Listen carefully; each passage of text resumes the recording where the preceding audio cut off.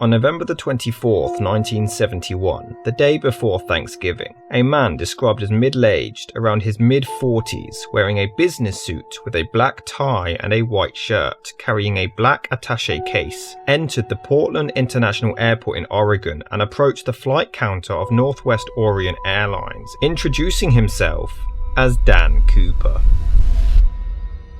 He purchased a one-way ticket on Flight 305 to Seattle, Washington, paying in cash. The man boarded the aircraft without incident, seated in the rear of the passenger cabin. As the other passengers awaited takeoff, Cooper ordered a bourbon and soda to drink. The plane only had about a third of its full capacity, but left Portland, Oregon on schedule at 2:50 p.m. Not long into the flight, Cooper handed a note to flight attendant Florence Schaffner, who was sat nearby.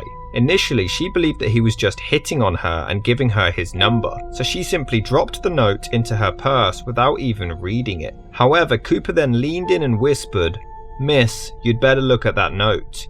I have a bomb." It was handwritten in neat letters, all capitals in felt tip. The exact wording is unknown, as Cooper would later reclaim the note for himself, but what we do know is that he claimed to have a bomb inside his briefcase. The man then asked for Schaffner to sit beside him. Upon doing so, she quietly asked to see the explosive. Cooper obliged, briefly opening the briefcase ever so slightly, just enough for her to see 8 red cylinders, 4 on top of 4, all attached to wires coated with red insulation and a large cylindrical battery. Cooper only allowed her to look for a brief moment before closing the briefcase and listing his demands. The man calling himself Dan Cooper wanted $200,000, 4 parachutes, 2 primary and 2 reserve, and a fuel truck ready in Seattle for when they arrived, prepared to refuel for a second flight. Schaffner relayed the demands to the pilots in the cockpit, and once she returned, Cooper was now wearing dark sunglasses. One of the pilots was World War II veteran William A. Scott, who immediately contacted Seattle-Tacoma Airport Air Traffic Control, who then alerted the authorities. The other passengers on board were all kept in the dark about what was going on, simply being told that they would just be arriving in Seattle a bit later than expected due to minor mechanical difficulty. Donald Neerup, who was the Northwest Orient president at the time, actually authorized the payment of the $200,000 ransom and insisted everyone oblige to Cooper's demands. The plane actually circled around Puget Sound for approximately 2 hours to allow the police and FBI to get together the money, parachutes, and fuel that Dan had requested.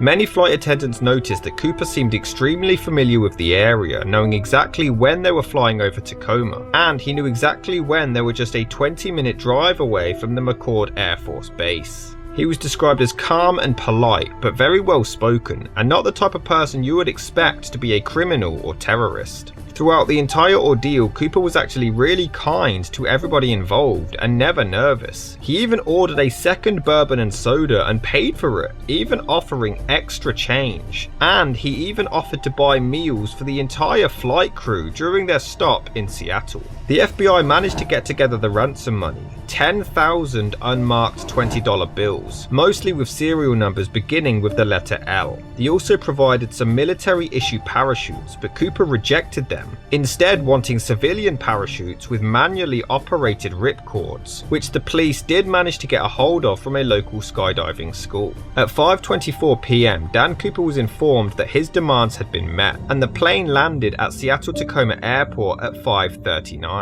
The sun had just set at this point, and Cooper asked for the plane to be relocated to an isolated but brightly lit section of the runway, and for each window shade to be drawn in order to deter possible police snipers. Al Lee, a Northwest Orient Seattle operations manager, approached the aircraft in street clothes to avoid Cooper believing that he was a police officer, and he successfully delivered a knapsack filled with the money and parachutes. Once delivered, Cooper allowed all the other passengers, as well as Schaffner and another flight attendant, Alice Hancock, to leave the plane. As they filled the aircraft with more fuel, Cooper explained his plan to the cockpit. They were to head towards Mexico City as slowly as possible without stalling the plane, at as low an altitude as possible. He also insisted on the cabin remaining unpressured and for the landing gear to remain deployed in the takeoff landing position. However, the aircraft they were using had a limited range and would need a second stop for refueling before reaching Mexico, so Cooper agreed to stop again in Reno, Nevada. The plane's rear exit door was open and its staircase extended before Cooper wanted to take off, despite warnings that taking off with the staircase deployed would be extremely dangerous. But Cooper insisted, claiming that he would lower it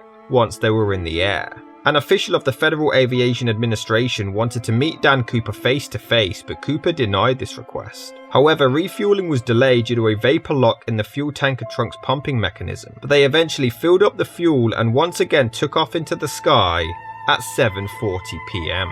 There were only 5 people on board: Dan Cooper, pilot William Scott, flight attendant Tina McClough, co-pilot William J. Ratikzak, and flight engineer Harold E. Anderson. 2 F-106 fighter aircrafts were scrambled into the air and followed behind them, one above the plane and one below, in order to stay out of the view of Cooper, and other aircrafts would also follow, totaling 5 planes tailing behind Dan Cooper.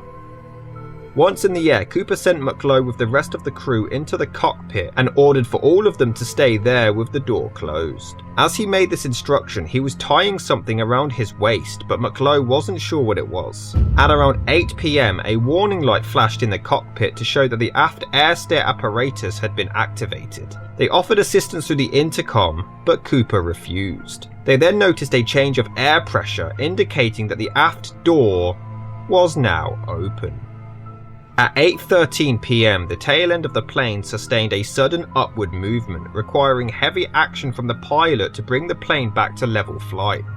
It wasn't until 10:15 p.m. when they landed the plane in Reno Airport and the air stair was still deployed. The plane was surrounded by FBI agents, state troopers, sheriff deputies, and Reno police, but Dan Cooper had completely vanished into thin air. Even more bizarrely, as explained, 5 planes were following the aircraft closely, and none of them saw anyone jump from the plane or had any idea where he could have landed. Though it's possible that it was so dark in the middle of a stormy November evening, and it involved a man dressed in all black, it would have been impossible to have seen such an event take place. However, their radars also didn't pick up anyone or anything leaving the aircraft either. Upon investigation, FBI agents found 66 unidentified fingerprints on board the plane. They also discovered Cooper's black tie, his tie clip, 8 filter-tipped Raleigh cigarette butts, and 2 of the 4 parachutes. One had been opened and 2 suspension lines cut, but oddly, he took the 2 older parachutes and not the superior and more professional ones. In fact, one of the chutes he took wasn't even steerable, and the other was a dummy parachute, a completely unusable one with an inoperable ripcord used for classroom demonstrations. It even had clear markings on it to show that it wasn't functional. It's believed that he may have used the dummy parachute to tie the bag of money shut or to secure the bag to his own body, which may have been what McClough witnessed him doing before entering the cockpit. Though the FBI insisted that them providing Cooper with an unusable parachute was a complete accident on their part. But it's worth noting that the pilot was actually the one who chose the route they took that night, and not Cooper. Cooper simply decided where they would land, making it rather confusing considering the hijacker knew that he would be jumping out and couldn't guarantee a safe landing zone, and this rules out a possible accomplice. Flight attendants Florence Schaffner and Tina McClough spent more time with Cooper than anyone. Both were interviewed on the same night but in separate cities miles away from each other. They both gave damn near identical descriptions of the man, about 5'10", around 180 pounds, mid-40s with close-set piercing brown eyes and swarthy skin. It was almost impossible to find a specific area to search due to the aircraft's speed, the environmental conditions during the flight, the altitude, how long he could have been in the air before pulling the ripcord, if he even managed to successfully do so in the first place. There was just no way of knowing where or how he could have landed anywhere, safely or otherwise. In an attempt to recreate the event, pilot William Scott repeated the exact same route with the exact same aircraft. FBI agents shoved a 200-pound sled out of the open air stair and were able to correctly reproduce the same upward motion in the tail section, confirming that Cooper most likely jumped out at 8:13 p.m. Unfortunately, at this very time, the plane was flying through a heavy rainstorm over the Lewis River in southwestern Washington, making it even harder to locate his exact landing spot. It was believed to have been within the southernmost outreach of Mount St. Helens, a few miles southeast of Ariel, Washington, near Lake Merwin. A search was administered in the Clark and Cowlitz counties of the Lewis River, including the mountainous wilderness, being searched by foot and in helicopter, visiting farmhouses door by door, patrol boats searching the water as well as Yale Lake, but there was absolutely no trace of Cooper or any of the equipment he left the plane with. It was like he quite literally vanished off the face of the earth. The FBI even conducted a full aerial search of the same route they took that night from Seattle, Washington to Reno, Nevada. They found several broken treetops and several pieces of plastic and other objects that looked like they could have been parachute canopies, but nothing was found that connected to the hijacking of D.B. Cooper. Questioning almost immediately began with as many witnesses as possible, but it led to a suspect list of almost 800 people, and only 24 were discarded as the culprit. A man from Oregon by the now infamous name D.B. Cooper was one of the first suspects, who had a minor police record at the time. He was contacted by police on the rare possibility that the suspect had actually used his real name. He was soon discarded as the perpetrator, but due to his similar name, this caused confusion, which led to the man incorrectly being referred to as D.B. Cooper instead of the name he actually gave people, Dan. Though one theory is that he took the fake name of Dan Cooper from a popular Belgian comic book of the 1970s, which features a fictional Royal Canadian Air Force pilot called Dan Cooper, who would often partake in heroic adventures, which included parachuting. However, these comic books were never translated into English and were never even imported into the United States, though others considered the possibility that Cooper was actually Canadian and discovered them there, which would explain why he specified that the currency be given to him in American dollars. He also had no distinguishable accent, so if he wasn't from America, Canada would be the most likely place of origin. One man named Theodore, or Ted, Mayfield was another suspect quite early on, a Special Forces veteran, pilot and skydiving instructor. He was soon discarded as a suspect due to the fact that he made a phone call to FBI agent Himmelsbach 2 hours after the plane had already landed in Reno, Nevada, volunteering skydiving advice. However, years later in 1994, he was charged with negligent homicide as 2 of his students actually died when their parachutes failed to open. It was later discovered that he was responsible for 13 additional skydiving deaths due to faulty equipment and training. He was also charged with armed robbery and transportation of a stolen aircraft. In 2006, he was brought back up again as a suspect, many believing that he only called Himmelsbach at that time on that night to establish an alibi. However, it is believed that he couldn't have possibly have found a phone in time less than 4 hours after jumping out of a plane in the middle of the forest. And Mayfield denied any involvement, claiming that the FBI actually called him 5 times while the hijacking was still going on, asking him about the parachutes and for skydiving techniques, though Himmelsbach denies the FBI ever calling him. Mayfield did claim that some amateur investigators tried to bribe him into playing along with the theory that he was D.B. Cooper in order to make them some money, though they denied this. It wasn't until 2010, 39 years after the D.B. Cooper incident, he was sentenced to 3 years probation for piloting a plane despite having his license revoked 26 years earlier. The FBI, however, never entertained this theory, and Ted Mayfield passed away in 2015. Another potential suspect was accountant and World War II veteran John List. 15 days before the D.B. Cooper hijacking took place, John List murdered his wife, 3 teenage children and his 85-year-old mother in Westfield, New Jersey, before withdrawing $200,000 from his mother's bank account, before disappearing. Due to the timing, he was considered a suspect, especially considering his resemblance to the description of D.B. Cooper, many believing he was already a mass murderer and therefore had nothing left to lose. He wasn't captured until 1989, 18 years later, confessing to murdering his family but denying being D.B. Cooper. He would pass away in prison in 2008 but was never considered directly involved. On November the 29th, 5 days after the hijacking, the Reno Evening Gazette received a letter claiming to have been from the man himself. Attention, thanks for the hospitality, was in a rut. D.B. Cooper. A second letter followed on December the 2nd, handwritten. I enjoyed the Grey Cup game. I'm leaving Vancouver. Thanks for the hospitality. D.B. Cooper. A third letter would then follow. I'm alive and doing well in hometown PO, the system that beats the system. D.B. Cooper. Yet another letter would arrive at the Reno Evening Gazette on December the 3rd. Plan ahead for retirement income. D.B. Cooper. This was the last vague letter sent. However, 3 weeks after the hijacking, a much more detailed one came in the hands of the Washington Post, the New York Times, the Los Angeles Times, and the Seattle Times. Sirs, I knew from the start that I wouldn't be caught. I didn't rob Northwest Orient because I thought it would be romantic, heroic, or any of the other euphemisms that sear to attach themselves to situations of high risk. I'm no modern day Robin Hood. Unfortunately, do have only 14 months to live. My life has been one of hate, turmoil, hunger, and more hate. This seemed to be the fastest and most profitable way to gain a few fast grains of peace of mind. I don't blame people for hating me for what I've done, nor do I blame anybody for wanting me to be caught and punished, though this can never happen. Here are some, not all, of the things working against the authorities.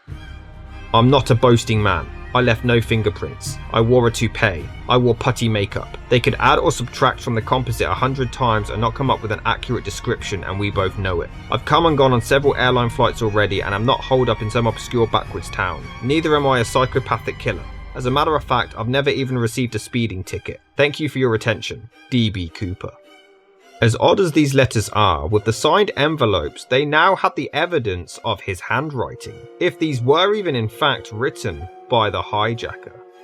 Only a year after the incident, ex-convict and conman Jack Kefelt claimed to have been D.B. Cooper. He had claimed to have been the chauffeur of Abraham Lincoln's great-grandson, Robert Todd Lincoln. He even attempted to sell his D.B. Cooper story to former cellmate James Brown to a Hollywood production company. He claimed to have landed near Mount Hood, around 50 miles southeast of Ariel, and that he injured himself on the landing and therefore lost the ransom money. Although there are similarities to him in the composite sketchings of Cooper, he was older than described, being in his mid-50s at the time of the hijacking. Furthermore, it was confirmed that he did have leg injuries at the time consistent of skydiving, and it was revealed that he was in Portland at the time this took place. Once interviewed by the FBI, they did conclude, however, that his story differed from evidence they had found on the scene, which wasn't public knowledge, leading them to believe that he was lying.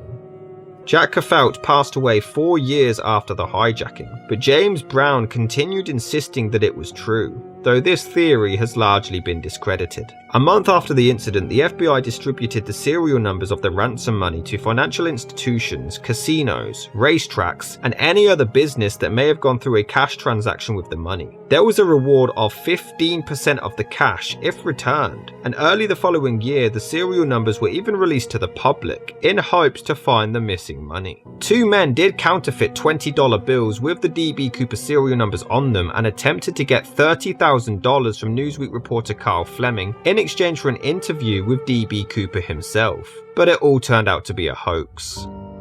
Not long after, during the spring, the FBI joined forces with around 200 army soldiers to search the area again on foot for 18 days in March, which they then repeated the following month. A submarine was even used to search the entire 200-foot deep Lake Merwin. 2 local women did discover a skeleton in an abandoned structure, but it was later identified as a teenage girl who had been abducted and murdered several weeks earlier. This was one of the most extensive and intensive search and recovery operations in US history, and absolutely no evidence was discovered.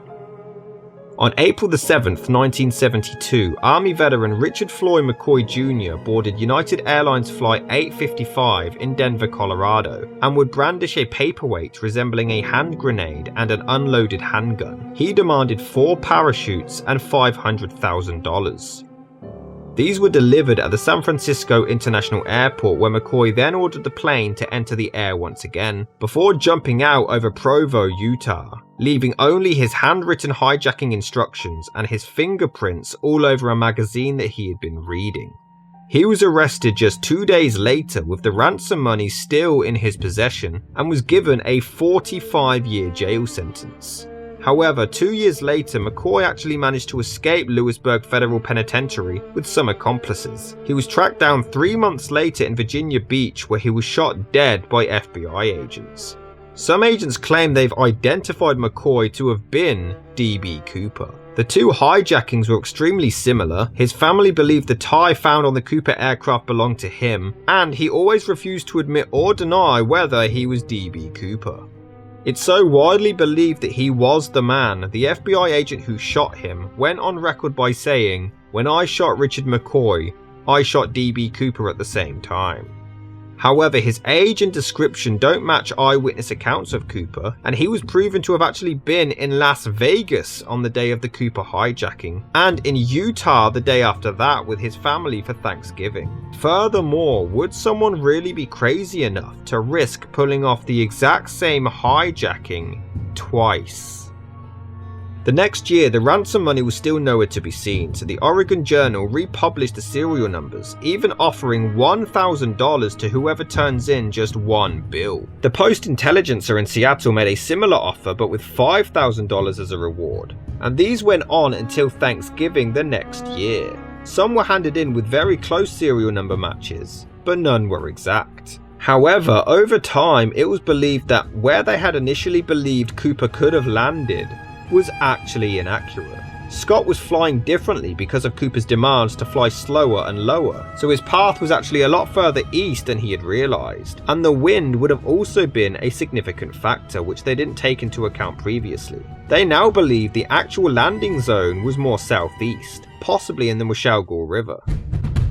Furthermore, some of the evidence may have been compromised. The fact that Cooper left his tie and clip behind weren't even public knowledge until almost 20 years afterwards. But also, the cigarette butts that may have had vital DNA on them were lost and have never been recovered. 2 years after the incident, Barbara Dayton, a recreational pilot and university librarian who was born as Robert Dayton in 1926, claimed to have been D.B. Cooper. She claimed she dressed like a man to get back at the airline industry whose rules and regulations had prevented her from becoming an airline pilot. She claimed that the ransom money was actually hidden in a cistern near Woodburn, a suburban area just south of Portland, but she later retracted this story. She would pass away in 2002, and this theory would be followed no further. That very same year, Robert Richard Lepsey became a suspect. His family noticed that he shared a strong resemblance to the composite sketchings of the hijacker, and that the descriptions of Cooper's attire sounded a lot like Lepsey's work uniform. He was a 33-year-old grocery store manager at the time, but he disappeared in October of 1969, 2 years before the hijacking took place. His vehicle was found 3 days later at a local airport, and a man matching his description was spotted boarding a flight to Mexico. It was believed that he simply ran away and the investigation was closed, though he was declared legally dead in 1976. It wasn't until 2011, 40 years after the hijacking, when one of his daughters submitted a DNA sample to the FBI to hopefully find some closure, but the results are unknown. Many believe that Lepsey was D.B. Cooper, but there's been no confirmation or denial. During the extensive searches over the years, not much evidence has turned up, but not none at all. In November of 1978, a placard printed with instructions for lowering the aft stairs of a 727 was actually discovered by a deer hunter near a logging road about 13 miles east of Cattle Rock, Washington, which is way north of Lake Merwin, but it was definitely within the flight path they were taking that night.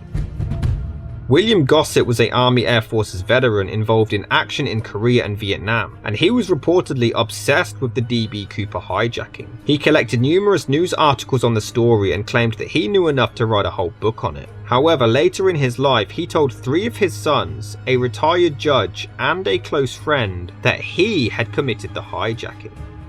Photos of William in 1971 do bear a close resemblance to the descriptions given. Galen Cook is a lawyer who has collected information about Gossett for years and claims that he once showed his sons a key to a Vancouver safe deposit box, which contained the missing ransom money. His eldest son Greg claimed that his father was a compulsive gambler who always struggled with cash, but he was still able to show him wads of money just before Christmas that year, weeks after the hijacking took place. He believes that his father was D.B. Cooper and that he gambled all of the money away in Las Vegas.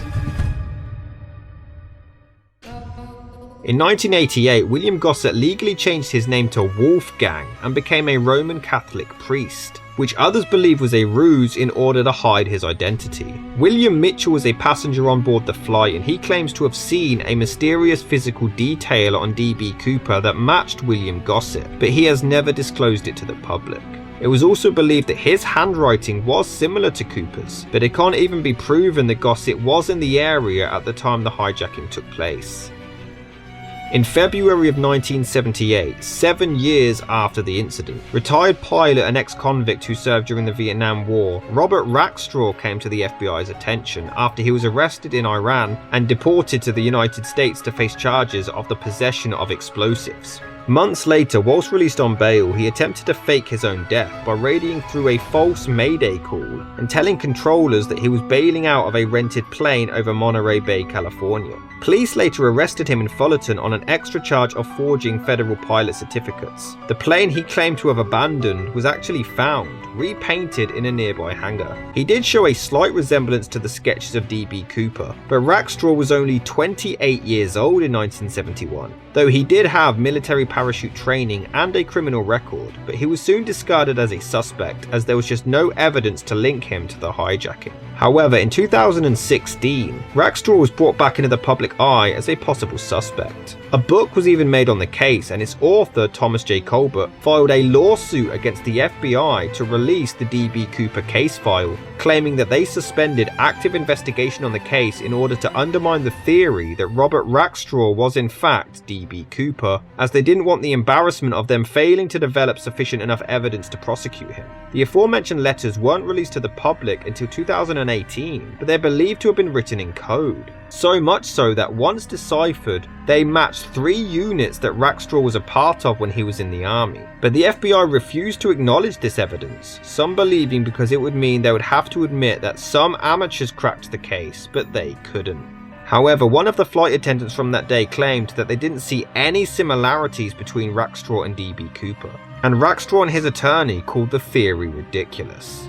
Rackstraw even once admitted to being D.B. Cooper, but later retracted the statement, claiming that he only did it as a publicity stunt. Many believe he wrote a letter with a disguised confession involved, but he would pass away on July the 9th, 2019 from a heart condition without revealing anything more.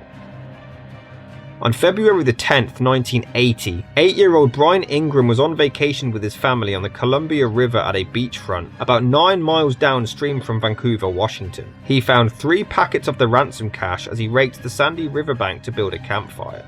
However, due to the fact that this was 9 years after the hijacking took place, the bills were severely disintegrated but still bundled in rubber bands. There were 2 packets of $120 bills and a third packet of 90. The FBI analysed them and concluded that they were in fact some of the money given to D.B. Cooper.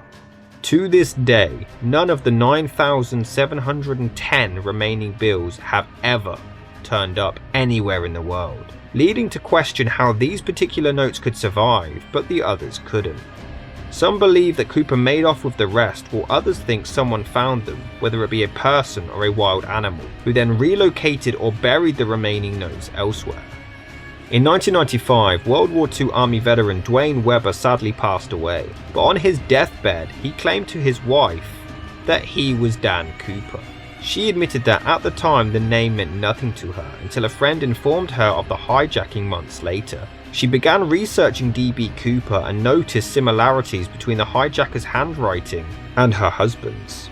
She also remembered him once having a nightmare where he began sleep-talking about jumping from an airplane and leaving his fingerprints on the aft stairs. He also allegedly confessed to having an old knee injury caused from jumping out of a plane. Weber was also an avid smoker and a fan of drinking bourbon, much like Cooper. And furthermore, in 1979, 8 years after the hijacking, Weber did visit the riverbank in the Tina Bar area, which was the exact same area Brian Ingram would discover the ransom cache. However, Weber's fingerprints didn't match any at the crime scene, so in 1998 he was discarded as a possible suspect, and his DNA would later also rule him out as well, though the DNA found at the crime scene is a big question mark. In late 2007, the FBI discovered a partial DNA profile from 3 organic samples on Cooper's tie, though it was uncertain whether the DNA belonged to him or chemicals. In 2003, 32 years after the hijacking, Lyle Christensen from Minnesota was watching a documentary about the event, and he was convinced that his now deceased brother Kenneth was D.B. Cooper. He tried to talk to the FBI as well as the director of the documentary, but they refused to listen, leading to him contacting a private investigator in New York City. In 2010, 7 years later, the detective Skip Porteous actually published a book and believed that Christensen was actually D.B. Cooper, and many believe him to have actually been the perpetrator.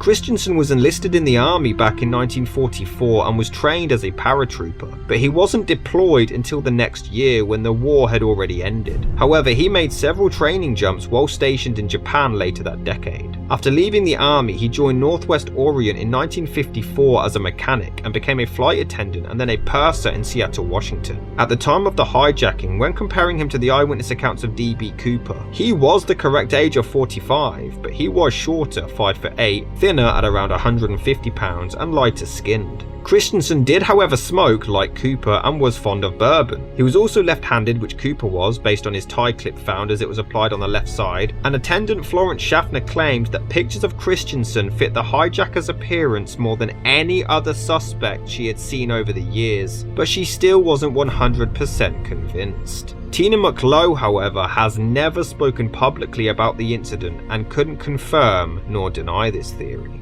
Allegedly, a few months after the hijacking, Christensen had bought a house with cash, and whilst dying of cancer in 1994, he told his brother Lyle, "There is something you should know, but I cannot tell you." Lyle never asked any further questions. After he passed away, family members found several gold coins, a valuable stamp collection, and over $200,000 in bank accounts. They also discovered a folder of Northwest Orient news clippings beginning from when Kenneth was first hired in the 1950s and stopping just before the hijacking took place, despite the fact that that event was one of the most momentous incidents in the history of the airline. Kenneth Christensen would continue to work part-time for them for years after the hijacking, but never clipped another news story. However, it was later exposed that Christensen didn't actually pay for his house with cash, but he rather had a mortgage, and it took 17 years to pay it off. He also sold off nearly 24 acres of land for $17,000 per acre in the mid-90s, which would explain the large sum of cash found after his death. Despite the evidence and similarities, the FBI have dismissed Kenneth Christensen as being D.B. Cooper, claiming that he doesn't match the eyewitness accounts, didn't have the skydiving expertise, and there just wasn't enough evidence to back up this theory. In 2008, military veteran Walter R. Recker, who was also a member of the Michigan parachute team, allegedly confessed to his friend Carl Laurin that he was D.B. Cooper. He even gave Laurin permission to share his story once he passed away, which happened in 2014. He allowed him to tape their conversations about the crime, which took place over the course of 6 weeks, with 3 hours worth of recordings. He was able to provide detailed information about the hijacking that the public weren't informed of previously, and he also confessed these claims to his niece Lisa Story. Carl Lauren was also a former commercial airline pilot and expert parachuter, so he used his knowledge to conclude that D.B. Cooper would have landed somewhere near Clayalum, Washington. A Washington native by the name of Jeff Ozyadak was driving his dump truck near the area on that night when he saw a man walking down the side of the road in the miserable weather. He assumed that his car had broken down, but he didn't have enough room in his truck to pick him up, so he continued along his way. He stopped at a cafe not far on when the same man walked in looking like a drowned rat. He sat next to Ozyadak and asked if he could give his friend directions if he were to call him on the phone. Ozyadak agreed and did so, before leaving for the Grange Hall to play in a band. The strange man even offered to pay for his coffee, before they went their separate ways. Now years later, Carl Lauren tried his best to find this witness again, using the description Walter R. Recker gave him when he was landing. There were 2 bridges, some distinct lights, and he even described the exterior and interior of a cafe, and did describe his meeting with Ozyadak, describing him in great detail. Lauren used a map to find these landmarks and began making phone calls, in hopes of locating this man again, and he found him. Ozyadak remembered meeting this man and confirmed after seeing a photograph that it was Walter R. Recker. In 2016, Lauren took this evidence to publisher Principia Media, who talked with forensic linguist Joe Koenig. He checked all documents, including passports, identification cards, photographs, and newspaper clippings, and found no possibility of any of them being tampered with. They all seemed completely legitimate. He compared this new research to all available FBI records and found nothing that could discard Recker as being D.B. Cooper. It's also damning that Ozyadak's story completely matches Recker's years earlier, and they fully believed that Walter R. Recker was D.B. Cooper, though the FBI has never officially confirmed nor denied this. On March 25, 2008, 37 years after the hijacking, some children were playing outside their home near Amboy, Washington when they noticed some fabric sticking out of the ground. Upon inspection, they discovered that it was a parachute. Their parents were familiar with the case and contacted the authorities, who analysed the chute and concluded that it was in fact the same colour as the one that Cooper had used to escape the aircraft so many years earlier. Furthermore, this was situated in Cooper's most likely landing zone as well. An investigator travelled to the location and searched the area further, hoping to discover a harness or any other pieces of equipment or further evidence, but found none. There was no markings on the chute to definitively prove that it was Cooper's. However, if he did land here, it would have been impossible for the money to have naturally reached Columbia River where the boy found it so many years earlier. No further evidence was discovered, and this theory continues to remain up in the air. In March 2009, the FBI joined forces with some scientists to not only recreate the flight that night using satellite imagery and GPS, which was unavailable back in 1971, but to also analyse the particles found on Cooper's tie. They discovered spores of lycopodium, which is most likely from a pharmaceutical product, as well as fragments of bismuth and aluminum. In 2011, 40 years after the hijacking took place, Marla Cooper believed that the culprit was her deceased uncle, L.D. Cooper, a leather worker and Korean War veteran. When she was just 8 years old, she remembered her uncle planning something mischievous involving expensive walkie-talkies at her grandmother's house in Sisters, Oregon near Portland. Just the next day, Flight 305 was hijacked, and she remembers her uncle coming home wearing a bloody shirt, though he blamed it on a car accident. Her parents later believed that he was D.B. Cooper. Furthermore, he was obsessed with the Canadian comic book hero Dan Cooper and actually had the comic book stuck to his wall, though he himself wasn't a skydiver or paratrooper. L.D. Cooper would pass away in 1999, leaving many more questions than answers. In August that year, a witness sketch was once again compared to the hijacker, and L.D. Cooper's hair did show a striking resemblance. However, none of the fingerprints matched, and upon further analysis, his DNA didn't match those found on the tie either. But as explained, there's no definitive proof that the DNA was from Cooper and not from some organic material, so this theory remains unsolved. In November, they also found some unalloyed titanium, which was extremely rare in the 1970s, and was only really found in the fabrication of metal or at production facilities or chemical companies using it to store extremely corrosive substances. This led investigators to believe that Dan Cooper was a chemist, a metallurgist, or possibly an engineer or manager of a metal or chemical manufacturing plant. It wasn't until 2017, 46 years after the hijacking, when a volunteer investigator found what he believed to have been potential evidence of a decades-old parachute strap. and in August that same year a piece of foam was discovered in the area, believed to have been part of Cooper's backpack.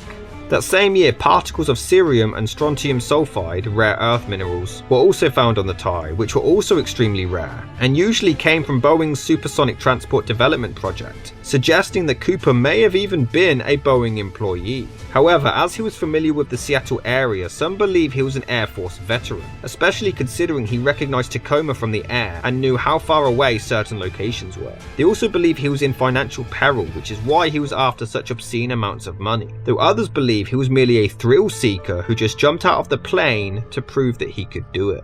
Another theory is that Cooper was very educated with flying, and he only wanted 4 parachutes to put fear into them, leading them to believe he might take a hostage and make them jump with him, and therefore he wouldn't be given any faulty equipment. He also specifically selected a 727-100 aircraft as it would be ideal for the escape plan due to its aft air stair and the high placement of the engines, which would allow for a safe jump. He clearly knew about the safe altitude and speed without even entering the cockpit. He knew the air stair could be lowered during flight, which wasn't known by many civilians at the time, and he knew that he could operate it by a switch in the rear of the cabin, which the pilots couldn't override in the cockpit. Though it's widely believed that Cooper most likely lost most, if not all, of the ransom money as he landed to Earth.